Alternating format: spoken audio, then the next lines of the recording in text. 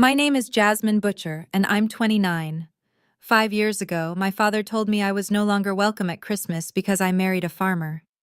At that Christmas dinner, my mother looked straight at my husband and said he smells like cattle, loud enough for all 32 guests to hear, while my father sat at the head of the table like it was a ruling.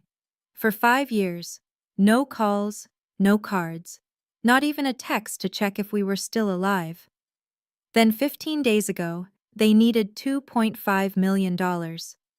My father called for the first time in 5 years. No apology, just one request. Sell my husband's farm and lend them the money. Family helps each other in times of trouble, he said, like they hadn't erased us on purpose. I didn't argue. I didn't defend my husband. I asked one question and hung up. And they had no idea that the only choice left would force them to look straight at everything they'd done, right there, at that same Christmas table. But to understand why that question mattered, you have to go back to the night they decided we didn't belong. 2 weeks before Christmas 2019, I received an envelope. Not handwritten, my mother never did anything that warm. It was a formal invitation, gold-embossed lettering, the Pemberton Family Annual Christmas Gathering. Inside, a list of 32 guests, each name on its own line, arranged alphabetically. Daniel Crawford, my husband, was on line 8. They'd never met him. My mother called that evening. Her voice had the temperature of sheet metal. Your father insists we meet Daniel before things get too serious. December 23rd, 7 p.m., Greenwich Country Club. Formal attire, don't be late. Not, we'd love to meet him. Not, are you happy? Just, your father insists. I felt the trap immediately, but I said, we'll be there. That was my first mistake. Dan bought a new suit. $180 from Men's Warehouse in Fredericksburg, Texas. Navy blue, size 42R. I still have the receipt, purchased December 15th, 2019. He tried it on in front of our bedroom mirror, adjusting the lapels, asking me if it looked okay. Jazz, I've met CEOs who buy my cattle. I've negotiated with Whole Foods buyers. But your parents, I don't know why, but this feels different. I lied to him. They'll love you. But deep down, I knew my mother had already judged him through the tone of her voice on the phone. I'd heard it, the contempt, when she said Daniel, like the name itself was somehow unclean. We arrived at Greenwich Country Club at 7:08 p.m. on December 23rd, 18 minutes late because of traffic on I-95. Dan's Ford F-150 sat in valet parking between a row of Mercedes, BMWs, one Lexus, and a Tesla. The valet attendant looked at us with polite but distant eyes. He handed Dan ticket number 847. Dan took it, slipped it into his jacket pocket.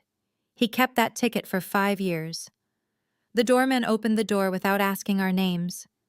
Good evening. The Pemberton party is in Pembroke Hall, 2nd floor. He didn't say welcome. He said it like we were an appointment he'd been warned about. When we opened the door to the hall, 32 pairs of eyes turned toward us. My mother stood near the entrance, her smile reaching nowhere near her eyes. That was when I knew. This wasn't a meeting. It was a judgment. Table 7. The farthest table from my parents, who sat at table 1, next to the bathroom and the service door. 6 other seats at our table, filled with distant cousins I'd met maybe twice in my life. The Hawthorns, the Ashfords. The place card in front of Dan's seat read, Daniel, not Dan. They hadn't asked which he preferred. My mother approached our table with a glass of wine in her hand. Oh, we thought you'd be more comfortable there, closer to fresh air. Her voice was loud enough for the 3 nearest tables to hear. Coded language. She was saying Dan needed fresh air because he smelled. Dan leaned toward me and whispered, "We can leave." I said no. Let's see what they do. Pride. That was my second mistake. I should have walked out then. But I wanted to prove something. I wanted to show them Dan belonged anywhere I chose to be. What I didn't understand yet was that they'd already decided, before we even arrived, that he didn't. Dinner began at 8:15 p.m. Appetizer course, oysters, $48 per plate, according to the menu cards my mother had placed at each setting. Main course, Wagyu beef, $125 per plate. The irony wasn't lost on me. Dan produces beef, honest, grass-fed, sustainable beef that he sells for $20 per pound to families who care about knowing where their food comes from. And here were my parents, serving $125 steaks to people who wanted to humiliate the man who made their living from cattle. My mother asked questions, not real questions, performance questions, designed for the tables around us to hear. So Daniel, do you actually make a living from cows, or is this more of a hobby? Mrs. Hawthorne, seated at table 4, giggled into her wineglass. How quaint! Dan answered every question with patience I didn't know he had. It's a working cattle ranch, 890 acres. We supply several regional distributors. My father didn't speak to Dan once. Not to ask a question, not to acknowledge his presence. He sat at table 1 like a king on a throne, occasionally nodding when someone spoke to him, but his eyes, when they landed on Dan, held nothing. Not curiosity, not judgment even, just absence. Like Dan was furniture. At 8:35 p.m., my mother stood with her wineglass. I felt my stomach drop. I knew what was coming. I'd like to make a toast, she announced. The room quieted. 52 eyes turned toward her. We Pembertons have always valued sophistication, education, refinement. She paused, letting the words settle like sediment. Though I suppose some people bring different fragrances to the table. She turned to look directly at Dan. Is that cattle I smell, Daniel? Or just rural Texas? 14 people laughed. 18 looked away. None said it was wrong. It was 8:42 p.m. I checked my watch because I needed something concrete to hold on to. That moment burned itself into my memory with the precision of a timestamp. My mother had just humiliated my husband in front of 32 witnesses, and my father, seated at the head of table 1, nodded. Just slightly. But it was approval. This wasn't an accident. This was planned. After dinner, my father pulled me aside into a private study room. The Patek Philippe watch on his wrist caught the light, a watch worth more than Dan's annual income at the time. 10:17 p.m.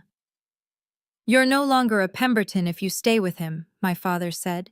His voice was level, businesslike, like he was closing a deal. We will not associate with that. You have until New Year's to make the right choice. If you don't, you're not welcome at this table ever again. I didn't argue. I didn't cry. I said 5 words. Then I'm not a Pemberton. I walked out. My father called after me. You'll regret this. He didn't know, couldn't have known, that 5 years later, he'd be the one with regrets, that his words would become a blueprint for his own destruction. Dan drove us home in silence. Rain started somewhere past Stamford. 20 minutes into the drive, he reached across the console and took my hand. We don't need them, Jazz. We have us. I was crying. Not sobbing, I wouldn't give them that. But silent tears I couldn't control. I know, but it still hurts. I know it does, Dan said. But I'm not sorry. And you shouldn't be either. I looked back through the rear window at the lights of Greenwich Country Club fading into the rain. I didn't know that was the last time I'd see my parents for 5 years. But part of me, the part that stopped crying somewhere on I-95, already knew I was free. The first year was the hardest. No Happy New Year text on January 1st, 2020. No birthday call on February 14th, my 25th birthday. I checked my phone 47 times that day. Dan noticed, but didn't push. That evening, he gave me a small diamond pendant. It cost $400, a fortune for us then.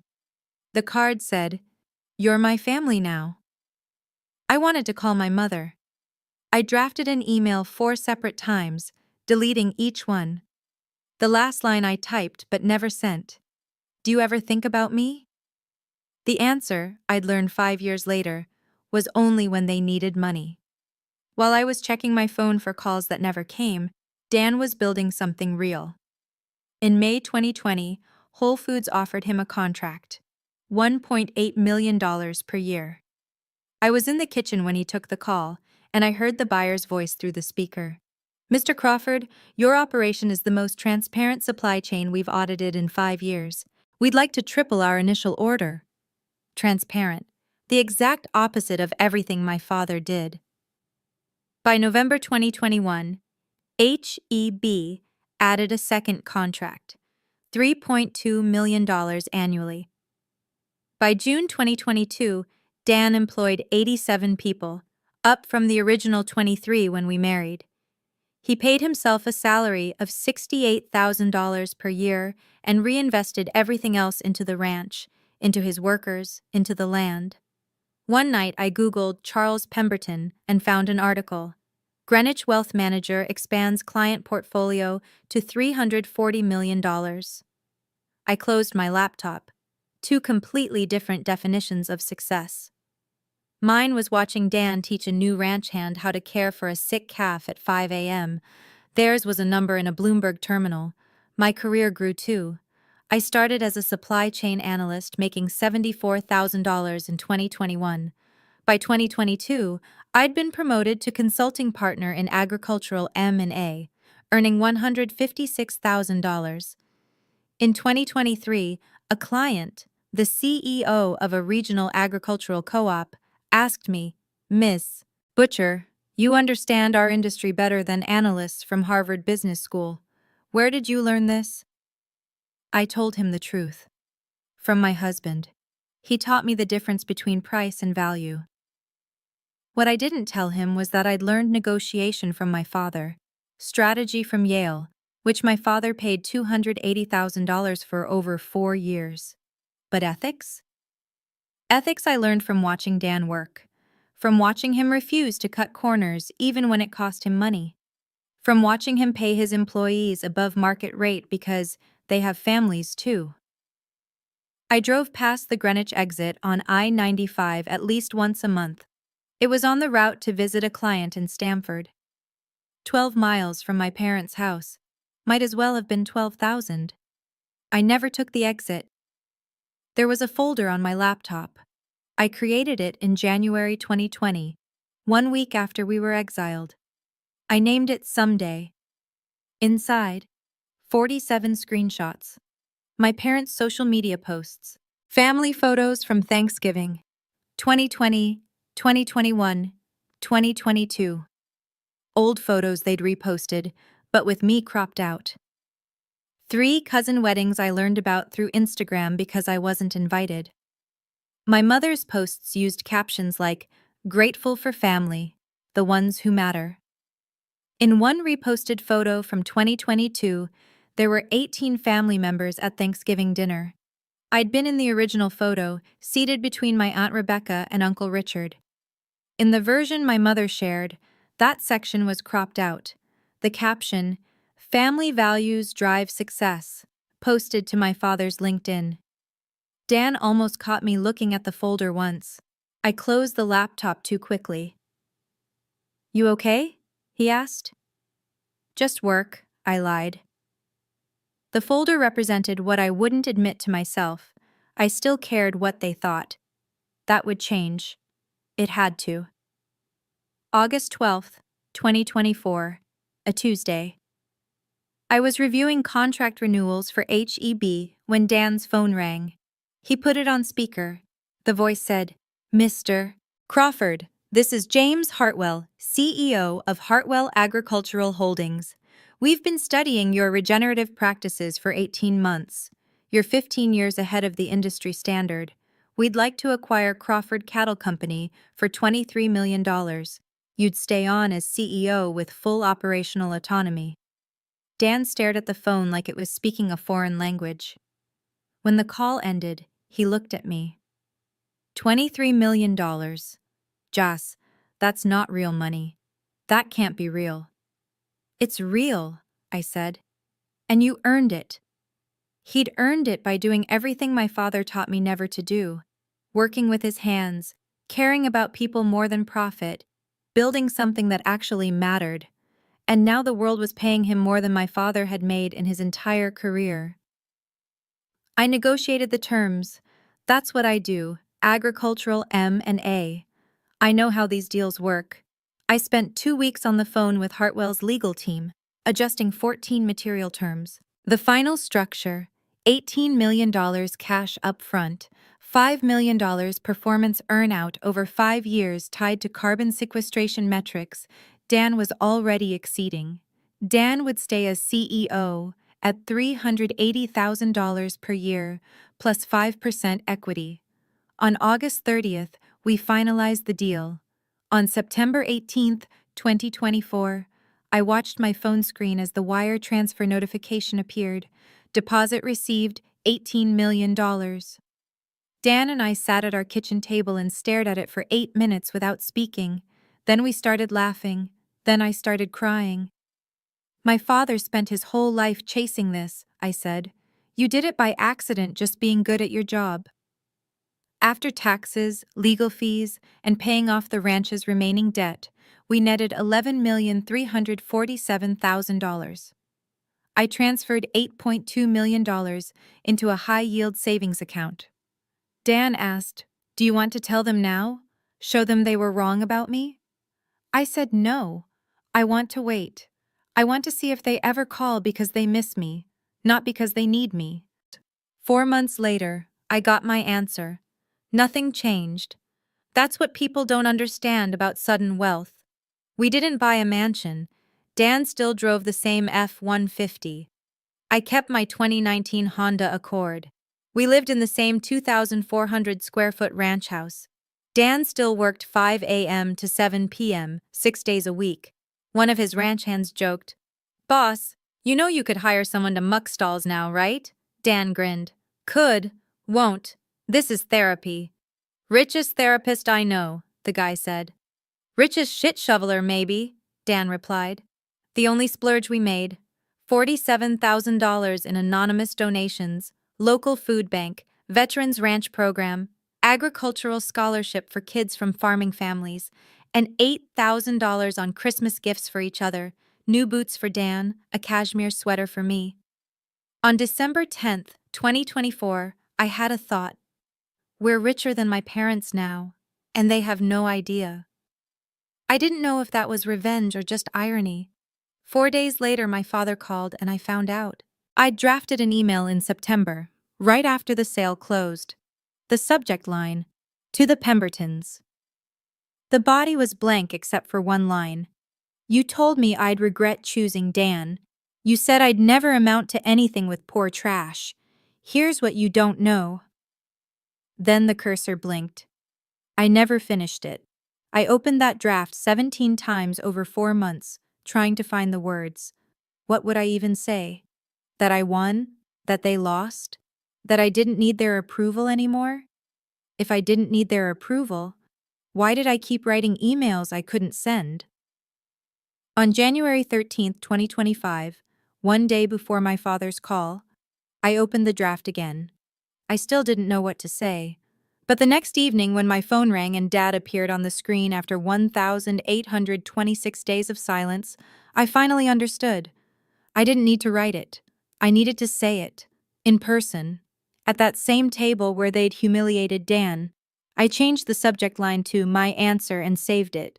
The stage was being set. January 14th, 2025. 6:18 p.m. I was at my desk reviewing the HEB quarterly contract renewal when my phone vibrated.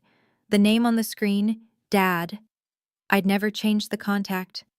1,826 days since the last call, exactly 5 years. I stared at it for 3 full rings. Pick up or don't. 5 years of silence. What could possibly... I picked up. 3 seconds of silence on both ends. "Hello," my voice flat. No emotion. "Jasmine." His voice sounded older, strained, not the commanding tone from table 1. "We need to talk, it's urgent." Not, "How are you?" Not, "I miss you." Not, I'm sorry. Just urgent. There's been a situation, my father said.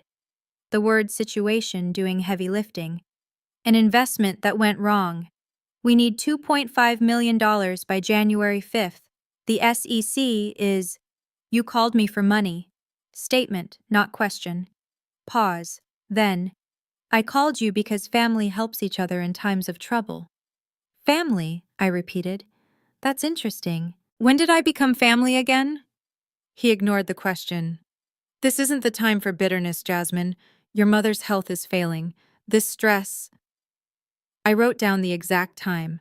6:19 p.m. 4 minutes and 32 seconds. That call would last. I know because I checked afterward. What investment? I asked. Whitmore Capital. It was supposed to be we lost $8.5 million. 30 other families lost money too. The SEC opened case number 2024-CV-1853. If we don't settle for $2.5 million by January 5th, we face criminal prosecution. $8.5 million. Gone. I did the math immediately. That was their entire liquid net worth. Everything they had outside the house and retirement accounts. Ponzi scheme. It had to be. I looked into Daniel's operation, my father continued. Small cattle ranch, maybe 500 acres. Should fetch $800,000, perhaps more if you market it right.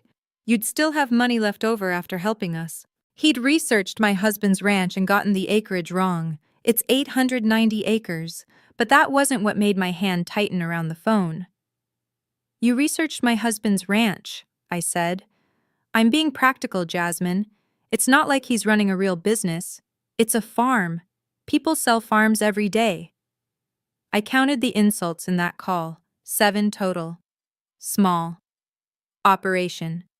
Should be easy. Not a real business. It's a farm. People sell farms. You'd still have money left over. Each one a small cut, death by 1,000 dismissals. Then came the moral equation. The part where my father tried to turn my childhood into a transaction. We paid for your education, Jasmine. Yale wasn't cheap.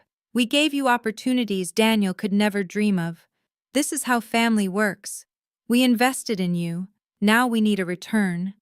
I felt something crystallize in my chest, cold and clear as ice. You're calling my childhood an investment, I said, with expected returns. I'm saying family helps each other in times of trouble. Don't be cruel. Yale cost them roughly $280,000 from 2013 to 2017. Thanks to that degree, I'd earned $74,000, then $98,000, then $156,000 over the following years. Total earned, approximately $890,000. I'd already returned more than triple their investment. But that wasn't the point. The point was that he saw love as a ledger, affection as accounts receivable. I'd never been a daughter, I'd been an asset, and now they wanted to liquidate. Would you apologize to Dan? What? My father sounded genuinely confused. Would you apologize to my husband in person, in front of everyone who heard you humiliate him 5 years ago at that Christmas dinner? Long pause. Then, this isn't about that. This is about family and... Would you apologize? Yes or no? Jasmine, don't be childish. We don't have time for... That's my answer then. Goodbye, Father. I hung up. 6:22 p.m. Call duration, 4 minutes, 32 seconds. My hands were shaking. Dan came home 3 minutes later, saw my face, didn't ask questions. He just held me. After a while, I told him. They asked us to sell the ranch to save them. What did you say? I asked if he'd apologize to you. And? He couldn't answer, but he'll call back. They always do. Dan looked at me carefully. Are you setting a trap? I didn't answer. I didn't need to. Let me take you back to August 12th, 2024, 4 months before that phone call. Dan and I were on a video call with James Hartwell, CEO of a $2.3 billion agricultural holdings company. Mr. Crawford, Mrs. Butcher, Hartwell said, Your regenerative model sequesters carbon at rates we've only seen in academic papers. We want Crawford Cattle as our flagship property. $23 million. Dan stays as CEO, full autonomy. When the call ended, Dan looked at me like I'd just told him the sun was made of diamonds. $23 million. Jazz, that's not real. That can't be real. It's real, I said. And you earned every cent. Over the next 2 weeks, I negotiated with Hartwell's legal team. Changed 14 material terms. The non-compete radius reduced from 200 miles to 100. Dan's family had ranched that land for 3 generations. The $5 million earnout tied to carbon metrics Dan already exceeded, not aspirational goals he'd have to chase. One of Hartwell's lawyers said to me, "Ms. Butcher, you're tougher than our M&A team." I thought but didn't say.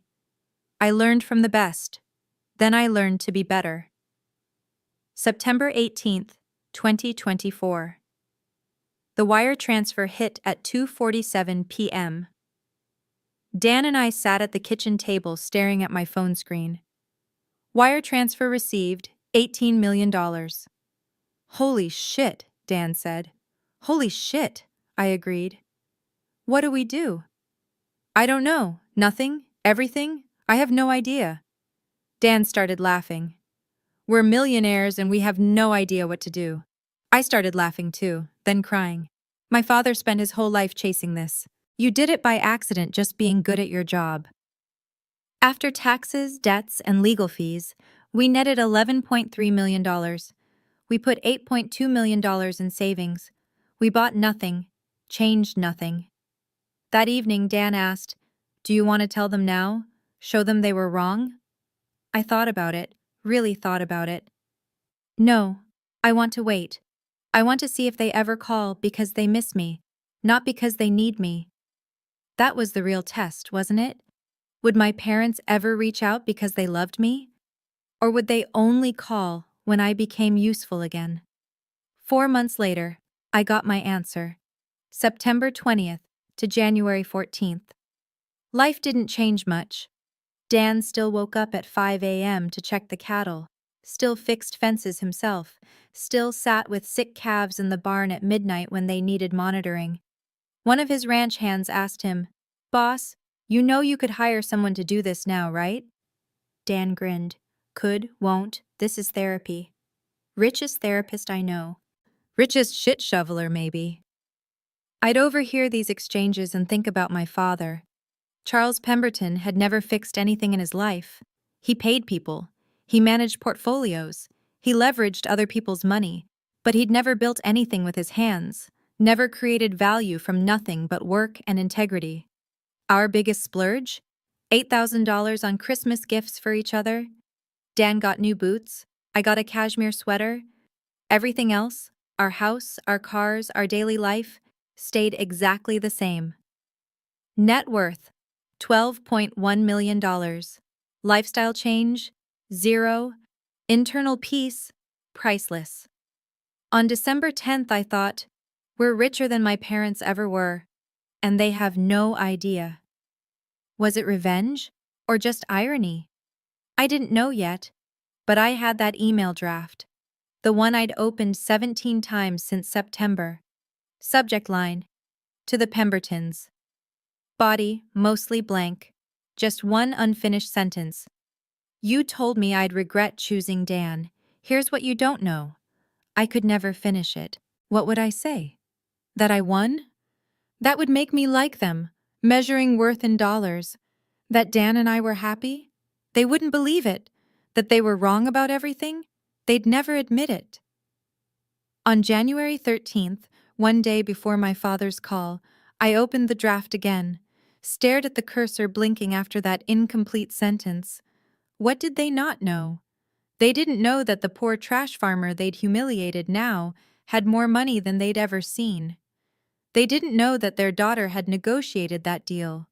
They didn't know that I'd learned everything from them: negotiation, strategy, leverage, and then learned the one thing they never taught me: ethics. I saved the draft, changed the subject line to my answer. The next day, my father called, And I finally knew exactly what my answer would be. Not in an email, in person, at that same Christmas table where they'd destroyed Dan's dignity. But I'd need the right stage. My father called 11 times over the next 14 days.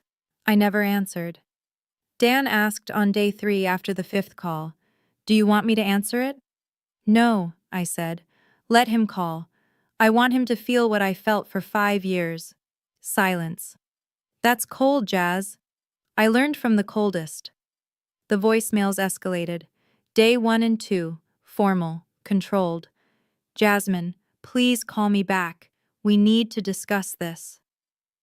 Day 3 through 5, urgent. "The deadline is approaching. We're running out of time."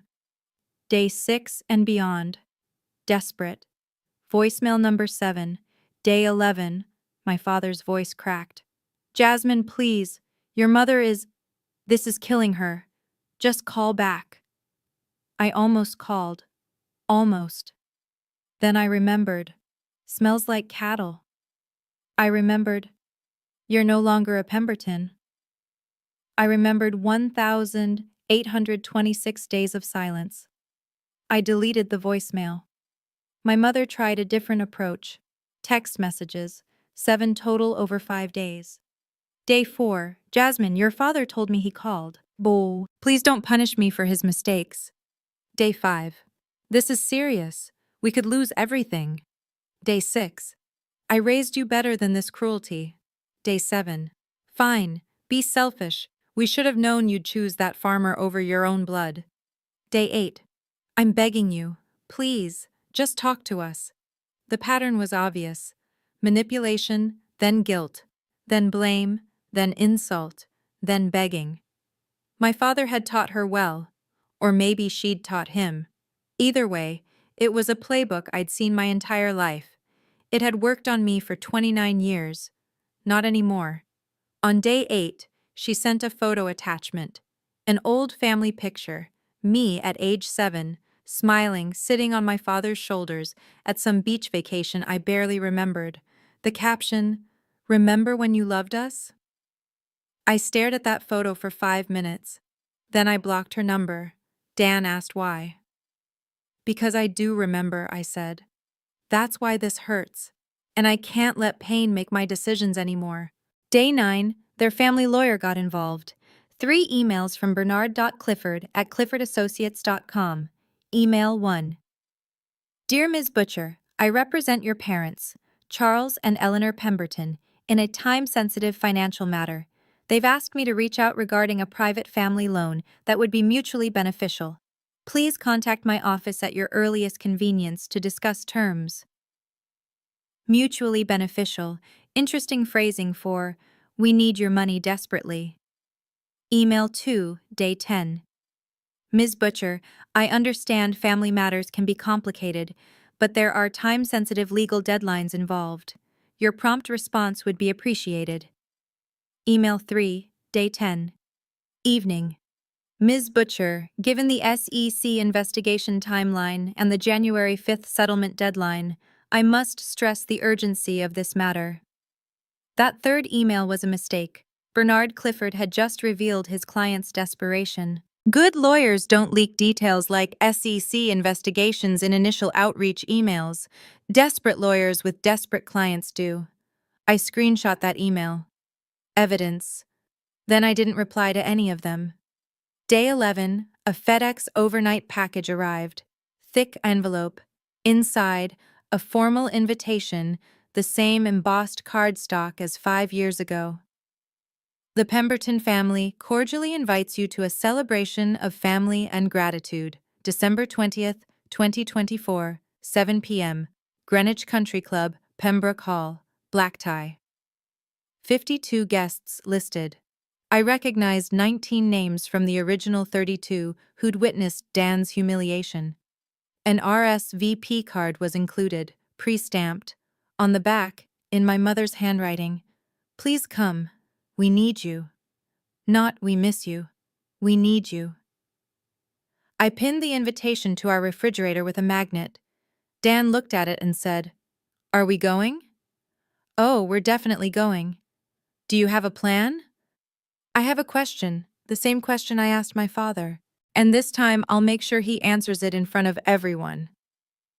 Day 8, while I was ignoring my parents' calls, the Wall Street Journal published an article. I found it through a Google search. Ponzi scheme ensnares Greenwich elite. The article named names, including my father's. Whitmore Capital, once a favored investment vehicle for Connecticut's wealthy, collapsed in spectacular fashion on December 15th. The $487 million Ponzi scheme defrauded approximately 200 investors. Among the prominent victims, wealth manager Charles Pemberton and his wife Eleanor, who lost an estimated $8.5 million, their entire liquid net worth. SEC sources indicate settlement negotiations are underway to avoid criminal prosecution. There it was. Public record. My father's humiliation, printed in the business section of the Wall Street Journal, written by a journalist named Amanda Sterling. The article had 247 comments. Most were some variation of schadenfreude. Several mentioned that Charles Pemberton should have known better, given his profession. One detail caught my attention. Pemberton's daughter declined to comment when reached for this story. I never spoke to any journalist. My father must have given them my name, trying to control the narrative even in crisis, using me as a prop. Even when asking for help, he was manipulating the situation. Day 12, my cousin Rebecca called, the only family member who'd stayed in touch, secretly, over the past 5 years. Jazz, I wasn't supposed to tell you this, but your mom is planning something at this dinner. There's a photographer hired. She's written a statement. She's going to announce that you and Dan are graciously lending the family $2.5 million in front of everyone.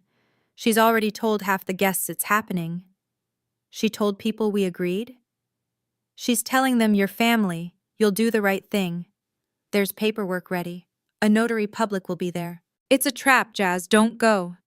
Oh, I'm going, I said. But not for the reason she thinks. What are you going to do? I'm going to give them exactly what they asked for. An answer. In front of everyone. Rebecca went quiet for a moment. That sounds ominous. It should. The night before the dinner, Dan found me at our kitchen table with a notepad. I'd written down 7 bullet points, my plan for tomorrow. Are you doing this for us? Dan asked quietly. Or to hurt them? Does it matter? Yeah, it does, because I don't want you to become them. They're cold. You're not. I looked at him for a long time. I'm not trying to hurt them, Dan. I'm trying to show them what they did. To us. To themselves. They need to see it. And if they don't? Then at least everyone else will. Dan sat down across from me. What if this breaks you? They already broke me 5 years ago, I said. Tomorrow I put myself back together, in front of them. At 11:47 p.m., I laid out my outfit for the next day. Black dress, $240, dignified but not flashy. Dan laid out the same navy suit from 5 years ago, intentional. Are you sure about this? He asked. I've never been more sure of anything. Neither of us slept that night. At 6 a.m., we got ready. It was time. We arrived at Greenwich Country Club at exactly 7 p.m. on December 20th, 2024. Dan drove the same Ford F-150. The parking lot held 41 cars. Mercedes, BMW, Lexus, 1 Tesla. Our truck stood out like a wound. The valet attendant was the same man from 5 years ago. His name tag read, Roberto. He recognized us immediately. Mr. Crawford, Mrs. Butcher, good to see you again. Roberto, Dan said, still here? Yes, sir, and, if I may, sir, I remember 5 years ago. What they said to you. I just want you to know, not everyone here agreed with them. I felt something unexpected. Gratitude, this man remembered. This stranger with a name tag had witnessed our humiliation and held on to it. Thank you, Roberto, I said. He handed Dan the valet ticket, number 652, and leaned in slightly. Give them hell, ma'am, he winked. Dan and I walked toward the entrance. Last chance to turn back, Dan whispered. Not a chance. Pembroke Hall, the same room, the same chandeliers, the same carpet where I'd walked 5 years ago, younger and stupider, and still believing my parents might choose me over their image. 7 tables, exactly as before. My mother and father stood at the entrance, greeting guests. When they saw us, my mother's face shifted into a smile that looked like it had been applied with a trowel. Jasmine! Darling, you came! She air-kissed near my cheek, not actually touching me. My father nodded at Dan, didn't extend his hand, just said, Daniel. Dan nodded back. Charles. No smile. My mother's voice dropped to urgent. The paperwork is at table 1. Bernard will walk you through. Later, I said. Let's have dinner first. I scanned the room. Table 1. My parents. Bernard the lawyer, a woman I didn't recognize with a briefcase, financial advisor probably, and a man with a notary seal visible in his jacket pocket. Table 7. Empty. They hadn't put us there this time. Bad optics. Table 2. Reserved cards with our names, closer to the family. Fake unity. 52 guests. I counted. 19 of them were from the original 32. My mother smiled wider. We're so glad you could make it. This is going to be such a special evening. She thought she'd won. That was clear. She'd set the stage, prepared the script, hired the witnesses. All that was left was for me to play my part. I wasn't going to. 7:10 p.m. to 7:20 p.m. Mingling. Forced small talk. Mr. Ashford, one of my father's business associates, approached with a wineglass and a condescending smile. Jasmine, so good to see you back in the fold. Your father mentioned you're helping with a family matter? He mentioned that, did he? Yes, very generous of you, and Dan, is it? Dan extended his hand. Daniel Crawford, I run a cattle ranch. I watched Mr. Ashford's face as recognition clicked into place. Slight discomfort. He remembered. Oh, yes, I see. Same ranch he ran 5 years ago, I said, voice pleasant. When we were uninvited from Christmas. Do you remember that, Mr. Ashford? His nervous laugh sounded like a cough. Ah, well, family matters are private. Excuse me. He retreated. 3 more similar conversations followed. Polite questions, pointed answers, increasing discomfort. At 7:18 p.m., I overheard my mother talking to Mrs. Hawthorne. It's all settled. Family takes care of family. Not settled, I thought. Not even close. 7:22 p.m. Dinner bell. Everyone moved to their assigned seats. Dan and I sat at table 2 with cousin Rebecca and her husband, Uncle Richard, and his wife. Rebecca caught my eye and mouthed, "Be careful." At table 1, the lawyer kept glancing at us. The document stack was visible. 47 pages with colored tabs, the notary's seal on the top page. The photographer stood in the corner, camera ready, positioned to capture tables 1 and 2 simultaneously. Appetizers arrived. Oysters again. $48 per plate, probably. Dan whispered, "Same food, different ending." Much different, I agreed. 7:30 p.m. My mother stood, tapped her wineglass with a knife. The room quieted. 52 people turned their attention to her. "Thank you all for coming tonight," she began. Her voice had that practiced warmth rich people use for charity galas. "This has been a difficult year for Charles and me." Pause for sympathetic murmurs. "But we've learned something important. Family is everything. Blood is thicker than water." She gestured toward me. "And I'm so proud to announce that our daughter Jasmine has shown us what true family means. She and her husband Daniel have agreed to help us through this challenging time with a generous family loan." Polite applause started. Scattered, confused, people following my mother's lead without understanding what they were applauding. Dan's hand found mine under the table. I squeezed once. Signal. My mother continued, We're so blessed to have raised such a compassionate daughter who understands that family helps each other no matter what. No matter what. No matter being erased for 5 years. No matter smells like cattle. No matter you're no longer a Pemberton. This was my cue. My mother turned to the lawyer. Bernard stood, holding the documents. She smiled at me. Jasmine, darling, would you like to say a few words? And then Bernard has some paperwork, just formalities, to make everything official. She was forcing my hand. Sign in front of everyone, or refuse publicly and look cruel. The perfect social trap. 52 witnesses, a photographer, a notary. Maximum pressure. What my mother didn't understand was that she'd just given me exactly what I needed, an audience. I stood slowly. The room's focus shifted to me. My mother's smile held. My father nodded slightly from table 1, satisfied. The lawyer extended a pen toward me. I didn't take it. Thank you, Mother, for the kind introduction. My voice was calm, clear, carried. You're right. This is about family and transparency. My mother's smile flickered. Yes, exactly. So let me be transparent. I turned to address the full room. Before I say anything else, I need to ask my father a question. My mother's smile died. Jasmine. Father, I said louder now. Would you stand, please? My father looked confused, suspicious. Jasmine, this isn't… Stand, please. He stood. The power dynamic shifted visibly. Guests sensed something wrong. The room's temperature seemed to drop. 7:34 p.m. and 12 seconds. I looked at my father across the 20 feet separating table 2 from table 1. Father, would you apologize to my husband? Silence. 52 people holding their breath. What?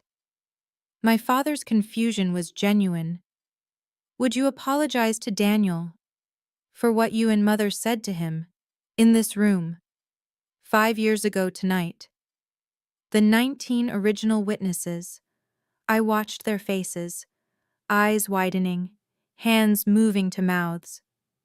Mrs. Hawthorne's wineglass paused halfway to her lips. Jasmine, this isn't the time. This is exactly the time. You want me to help family.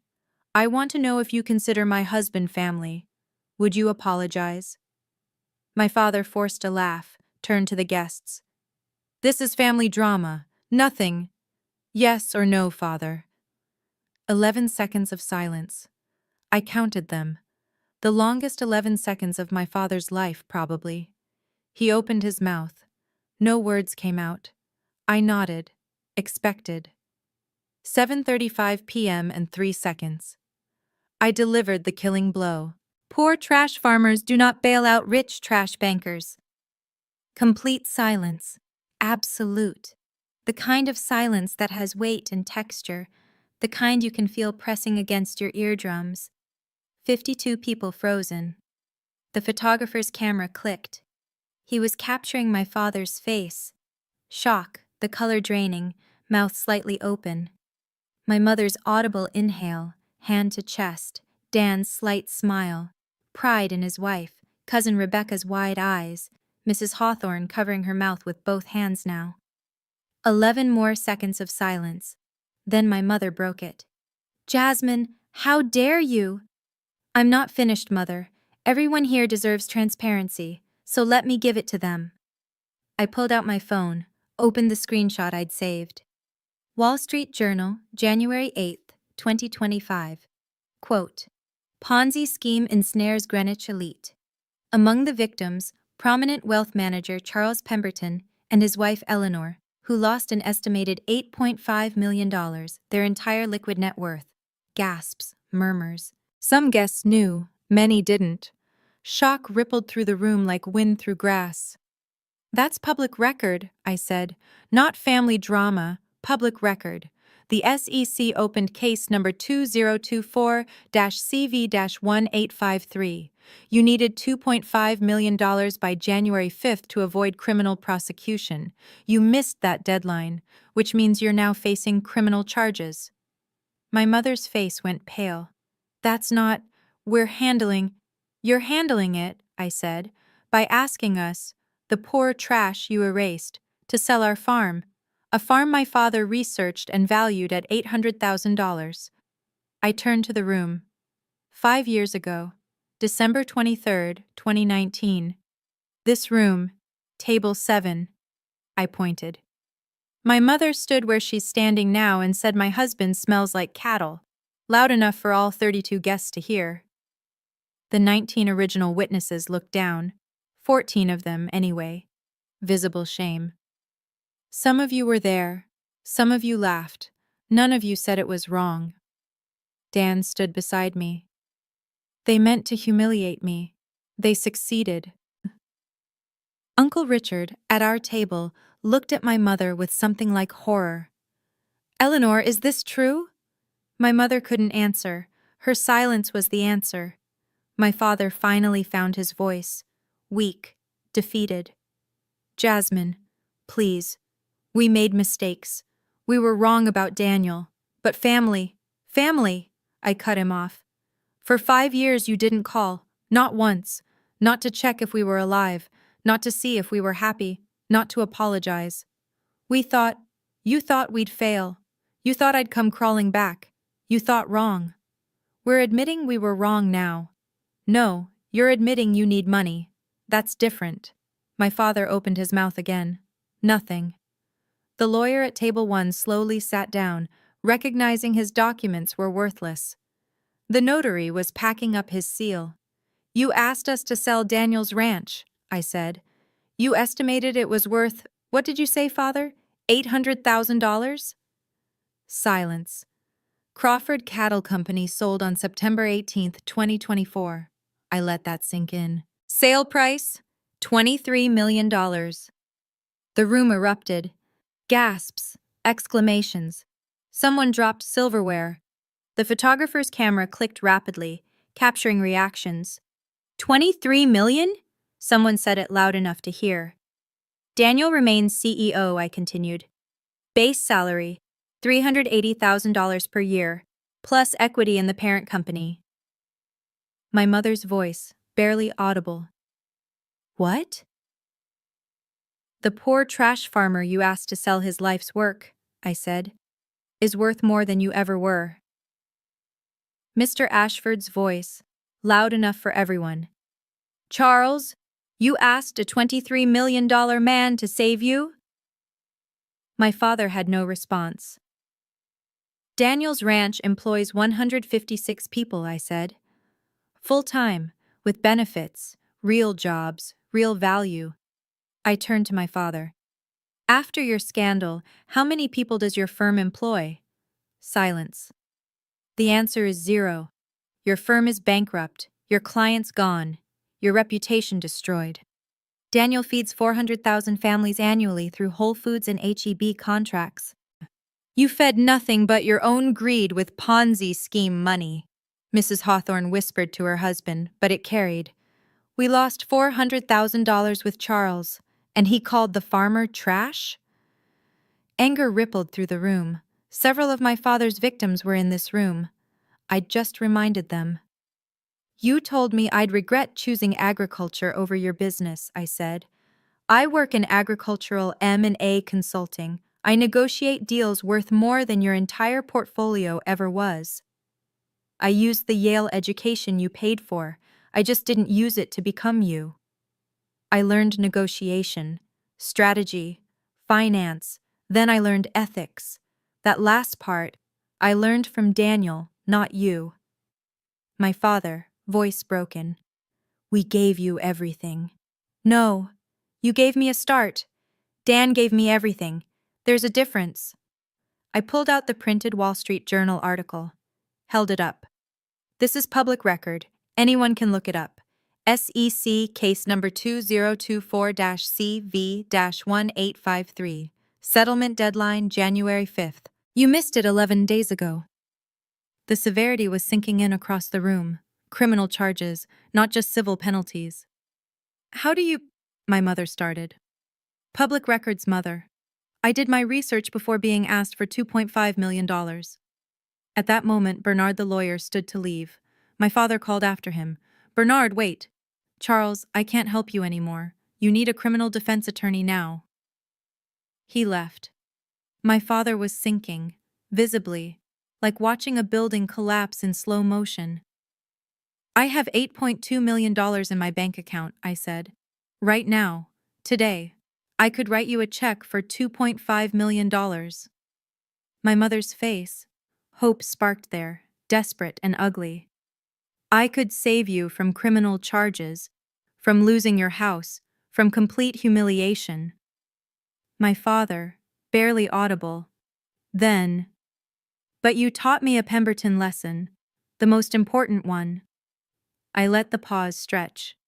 You taught me that image matters more than love, that money matters more than people. That poor trash doesn't deserve a seat at your table. So here's my answer using your values. I'm not a Pemberton anymore. I'm a butcher. And butchers don't save bankers who called their husbands trash. My mother was crying now, real tears. Jasmine, please, we're your parents. You were my parents, until you chose money over me. Now you get to see what that choice costs. I turned to address the room one final time. To everyone here, my husband is the best man I know. He's honest, he works hard, he treats people with dignity. My parents called him poor trash because he didn't wear expensive suits. 5 years later, he's worth more than most of you, and he did it without defrauding anyone. I looked at my parents. You wanted me at this table, to use me, not to love me. You don't deserve my money, you don't deserve my forgiveness, and you especially don't deserve my husband's. Goodbye, Father, Mother. I hope the image you cared about so much keeps you warm when you lose everything else. Dan took my hand. We walked toward the door. Behind us, my father's voice. One word. Broken. Wait. I stopped, turned, waited. He stood there, head slightly bowed, mouth open, but no apology came. He couldn't do it. Even now, even facing criminal prosecution, financial ruin, complete social destruction, he couldn't apologize to the man he'd called trash. Too proud, too destroyed, too much like himself. I nodded. That's what I thought. We walked out. The room behind us, 52 witnesses to complete reversal. My father with his head in his hands, my mother sobbing, the original witnesses watching karma arrive 5 years late, but with perfect precision. The photographer was still shooting. These would be career-making photos. 7:45 p.m. We walked through the hallway in silence. The door to Pembroke Hall closed behind us. Roberto the valet was waiting. You okay? Dan asked. I exhaled. 5 years of wait gone. I'm perfect. Roberto approached as we reached the valet stand. He whispered, Ma'am, that was the most badass thing I've ever seen.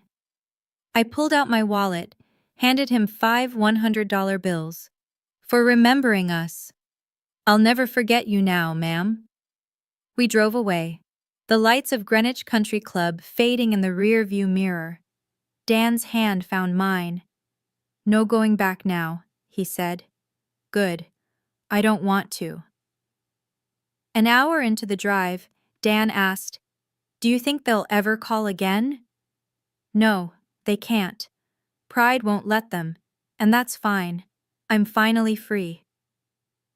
December 21st, 2024. My phone showed 0 calls, 0 texts, 0 emails. Not from my parents, not from any of the 52 guests who witnessed what happened. Does that bother you? Dan asked over breakfast. I checked my phone one more time. No, it confirms I was right. They're not family, they're just people who share my DNA. Christmas morning, December 25th, was quiet. Dan and I exchanged simple gifts. A new watch for him, a leather journal for me. We fed the cattle together. He taught me how to check for signs of illness in the calves. This is what family feels like, I thought. Work. Together. No performance. At 3 p.m., I Googled Charles Pemberton SEC, found an update, read it, closed my laptop. What? Dan asked. Justice, I said. I didn't elaborate yet. January 5th, 2025. I researched what happened, found articles. My parents had reached a settlement with the SEC. Amount paid, $1.8 million. Borrowed from Eleanor's sister Patricia, the one my mother barely spoke to because she'd married down to a public school teacher. The irony was beautiful. The sister she'd looked down on for 30 years had saved her from prison. Criminal charges, dropped, but they'd accepted a civil penalty. Their reputation? The article mentioned, sources say the Pembertons are now social pariahs in Greenwich society. Did they avoid prison? Dan asked. Yes, but not shame. The article says they're pariahs now. Do you feel bad for them? I feel bad for the people they defrauded, not for them. March 12th, 2025.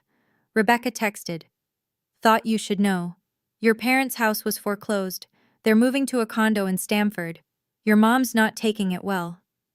I replied, thank you for telling me, but I'm not responsible for their choices. Rebecca. I know. Just thought you'd want to know. For closure. Me. I got closure on December 20th. This is just consequences. House sold. $2.1 million below market value. Distress sale. New residence. 2-bedroom condo in Stamford. My mother's social media had been silent since December 20th. My father's LinkedIn now listed him as consultant, code for unemployed. I saved Rebecca's text, deleted it the next day. I didn't need updates. That chapter was closed. Over the following months, 3 original guests sent private apologies. Mrs. Hawthorne, Mr. Ashford, even cousin Rebecca, though hers was more explanation than apology. Mrs. Hawthorne's email, March 20th. Jasmine, I owe you an apology for laughing that night 5 years ago. It was cruel. I'm sorry. I read it. Didn't reply. Dan asked, You're not forgiving? I'm not responding. Forgiveness isn't owed to people who only apologize when there's proof they should have. Do you think you'll ever forgive them? Maybe. When I'm ready. Not when they think I should be. December 25th, 2025. 1 year after our silent Christmas. 2 years after the confrontation. Our ranch house in Texas held 14 people, 12 employees plus Dan and me. The table was homemade, the food cooked together. Total cost, maybe $400. Compare that to my parents' $18,500 dinner 5 years ago. Dan raised his glass. Thank you all for making this ranch what it is. You're not just employees, you're family. Jesse, one of the ranch hands, grinned. Boss, this is the best Christmas I've ever had. I've never worked somewhere the owner says that and means it. I raised my glass. To family. The one you choose. 14 voices. To family. Laughter. Warmth. Real. No performance. No judgment. No one measuring worth in dollars. After dinner, Dan found me outside looking at stars. Thinking about them? He asked. No, thinking about us. How different we are. How grateful I am. January 29th, 2026. Present day. Dan asked me the question he'd asked before. Do you regret it? Any of it? I regret giving them 29 years, not taking back my last one. Even losing your family? I didn't lose my family. I found it. You, the ranch. People who see value in work, not performance. What if they called tomorrow? Apologized? I thought about it. Really thought. I'd listen. But I wouldn't go back. Some bridges burn for a reason. That fire kept me warm while I built a better path. Current status. Net worth, $12.1 million. Lifestyle, unchanged. Dan still works 5 a.m. to 7 p.m. Still personally feeds cattle. still fixes fences. I still consult part-time, co-manage the ranch, make decisions that matter. Contact from parents, 0 calls, 0 texts, 0 emails in 13 months and 9 days. Our relationship, stronger than ever. Regrets. 1. Not leaving sooner. Late that night, I opened my laptop, found the old Someday folder, the one I'd created in January 2020. 47 screenshots of my parents' social media, photos with me cropped out, captions about family values. I opened it, looked at the photos, remembered the person I was when I saved them, desperate for approval, measuring my worth by their standards. Then I moved it to trash. Dan watched. Deleting it? No, just letting go. My father taught me that money is power, that image is everything, that people are assets to leverage. My husband taught me that dignity is wealth, that character is everything, that people are treasures to cherish. I'm richer than the Pembertons ever were. Not because of the $23 million, because I know the difference between price and worth. My father paid $280,000 for my Yale education. I used it to build a life he can't understand. My husband paid nothing but gave everything: respect, partnership, love without conditions. I chose worth over price, and I'd make that choice again, every single day. Dan called from the barn. Jazz, you coming? I closed my laptop, smiled. Yeah, I'm home. Both meanings. Physical home, emotional home. The valet ticket from 5 years ago, number 847, is still in Dan's desk drawer. We kept it, not as a reminder of pain, as proof of survival, as evidence that we walked into their judgment and walked out free. My name is Jasmine Butcher. I'm 29 years old, and I learned that the family you choose is worth more than the one that chooses money over you. Every time.